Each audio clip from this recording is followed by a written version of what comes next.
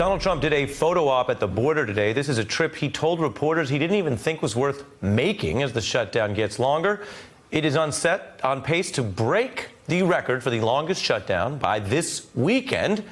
And all of this can turn the focus away from the wall and back inside the U.S., where furloughed workers and protesters are hitting the streets and getting attention for it. Meanwhile, U.S. residents, many saying they oppose the wall in their backyard. All that has some Republicans in both chambers starting to walk away from Trump. That's a problem for the self-proclaimed dealmaker who likes to be the one threatening to walk away. Now, two former insiders of Trump are with me tonight to explore why his bluster isn't working this time. Trump used to claim his strategy was to take things to the edge, but then make a deal. Once saying, you take people to the brink of breaking them without having them break to get a better deal. And Trump could always walk out if he didn't get a better deal. He could walk all the way to bankruptcy. But the federal government can't declare bankruptcy. It can't stay closed forever. Trump insisted Mexico would pay for the whole wall. He didn't push them to the brink of breaking or get them to cover, say, half the wall's cost or a quarter. He got nothing. Then he got nothing from the U.S. Congress for the wall. And when called on all that, Trump says, now the buck doesn't stop with the president anymore. Watch this sad decline. Mexico's paying for the wall, okay? It's an issue of, least importantly, dollars. We have to finally do it. The wall will pay for itself on a monthly basis. The buck stop with you over this shutdown. The buck stops with everybody.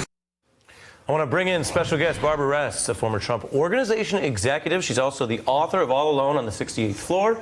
And Tony Schwartz, co-author of The Art of the Deal, a friend of the beat, and the author of The Way We Work Isn't Working. Wonderful to have both of you here seated together for your expertise. Barbara, it is easy to normalize what should not be normal. So for your view, the man you know, I want to replay that last moment, the President of the United States, on where the buck stops. Take a look.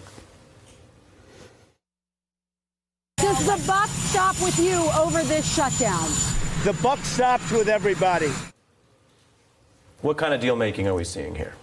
Yeah, I never thought he was a great deal maker, to be honest with you. And in terms of taking the responsibility for the buck, he just would never do it. It's not in his DNA. He's never responsible. It is always someone else's fault.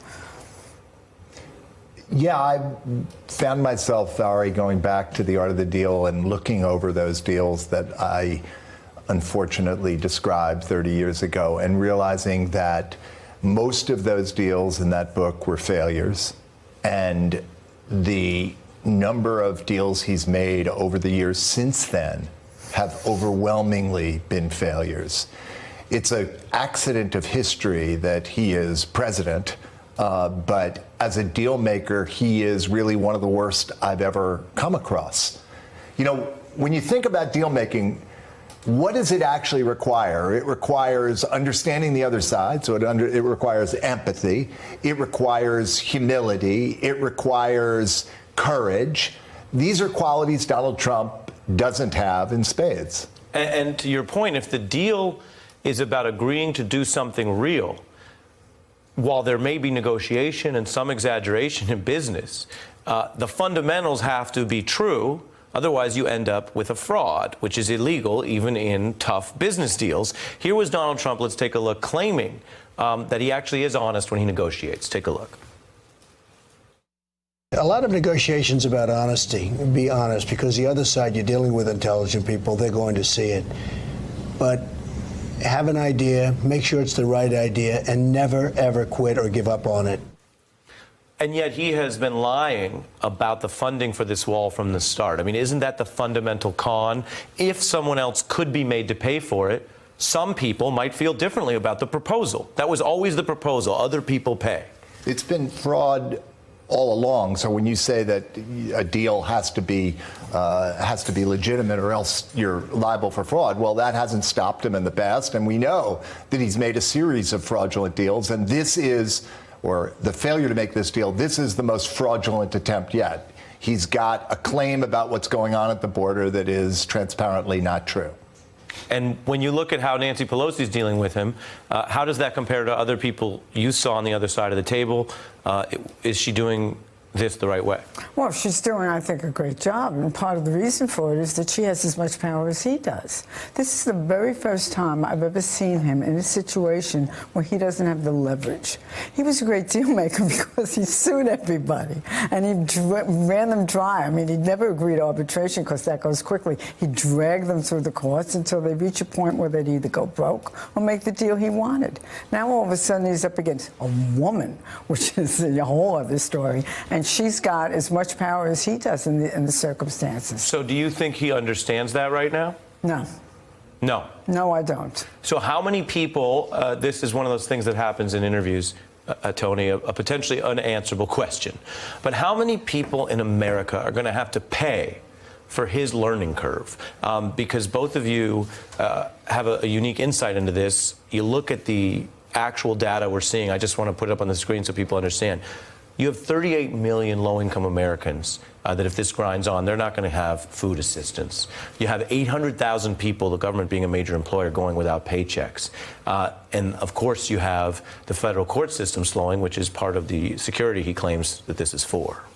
Well, you know, what has happened to humanity? You know, in a way, it's almost not about Trump because he is lacking the shame gene. So he doesn't care that there are 38 million or 380 million who are suffering, just as a whole series of autocrats he admires don't care what happens to people. But sitting behind him are, 50 plus Republican senators and, 180 Republican congresspeople for whom you would assume this would be meaningful. They're being intimidated by someone who is just barely human. I wonder, Barbara, when you see how many people, including the president's allies, Republican members of Congress, public narrators and reporters who do try to be objective, referring to him in the way you would refer to a 6 or an 8-year-old's level of discipline. Was it always like that? I mean, when you worked with him, was it something where people said, well, he got through a whole day without a tantrum? Was it that narrative, or has that gotten worse? It's gotten worse. There was a time when he would actually listen to people's advice and often follow it, mine included. And Did he know you were a woman? He never, ever treated me like a woman. And I always said that he didn't discriminate against me because he thought I was good. He may have treated you like a woman. He didn't treat you demeaningly, you're saying. Yes, okay. I hope he treated you like a woman. Well, or according to the allegations, he didn't treat you the way he is accused of treating some other women. Absolutely not, never.